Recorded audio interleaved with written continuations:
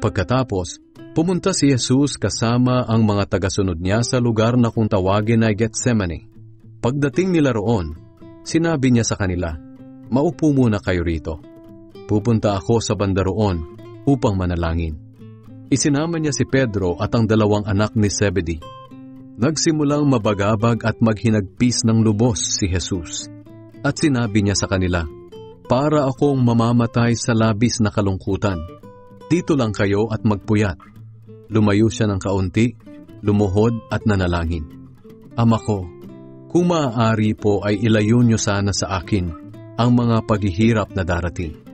Ngunit hindi ang kalooban ko ang masunod, kundi ang kalooban ninyo." Binalikan ni Jesus ang tatlo niyang tagasunod at dinatnan niya silang natutulog. Sinabi niya kay Pedro, "Hindi ba talaga kayo makapagpuyat na kasama ko kahit isang oras lang? Magpuyat kayo at manalangin, upang hindi kayo madaig ng tukso. Ang espiritu'y handang sumunod, ngunit mahina ang laman." Lumayong muli si Jesus at nanalangin, "Ama ko, kung kinakailangang daanan ko ang paghihirap na ito, naway mangyari ang kalooban ninyo."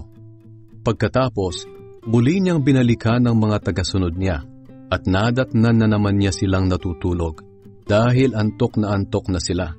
Lumayo ulit si Jesus sa ikatlong pagkakataon at nanalangin tulad ng nauna niyang panalangin. Binalikan niya ang mga tagasunod niya at sinabi, "Natutulog pa rin ba kayo at nagpapahinga? Tingnan ninyo, dumating na ang oras na ako na anak ng tao ay ibibigay sa mga makasalanan. Tayo na, narito na ang taong nagtatraidor sa akin.